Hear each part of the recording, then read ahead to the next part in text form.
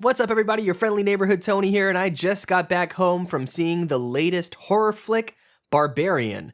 And oh boy, she's spoopy. Barbarian comes to us from director Cregger and stars Georgina Campbell, Bill Skarsgard, and Justin Long. The movie Barbarian does a really interesting thing in the way that it lays out its plot and its structure, in that it follows several different characters at several different times, converging as we get closer to the end of the movie. Now, to let you know right off the bat, I am not a horror connoisseur. I don't know everything there is to know about horror movies, and I tend not to watch too many of them, but I will say, in short, I really enjoyed this movie. It is properly scary, it is unnerving, it makes you uncomfortable at times, it grosses you out at other times, and it does that thing where you will yell at the screen, "Do not go in there, what are you doing, you idiots?" But not in a way that makes you feel like these are cartoon characters of people. They're maybe just people that don't make the best decisions. The overall plot revolves around Georgina Campbell. I guess she would be the main character in this story, and she is staying at an Airbnb with Bill Skarsgard's character as well. Through a series of events, they end up staying together even though they both booked it separately, and the house is owned by Justin Long. Now, in this house, some horrible and really frightening things occur that I will not spoil, but I will say I did not see it coming, and I'll just leave it at that. I think all three of the main cast were really fantastic. I actually really love Justin Long, and I haven't seen him in a lot of things recently. I know he tends to lean towards doing more independent or smaller budget films. I know I remember seeing him in Tusk, and honestly, this is kind of reminiscent of Tusk in a weird way. There are a few moments throughout the movie where you will have to suspend some of your disbelief. It is by no means a straightforward cookie cutter film, and there are some aspects of what the characters do and how certain things have come to pass that you just have to kind of let go. I also really appreciate some of the questions that it raises, particularly around Justin Long's character and his development throughout the movie. It really ties into a lot of things that we see nowadays, but it doesn't do so in a way that's, again, cartoonish or too simple and straightforward. It really kind of shows you multiple perspectives, ultimately coming to a particular conclusion. And again, I'm trying not to spoil anything, but I think it did it in a very respectful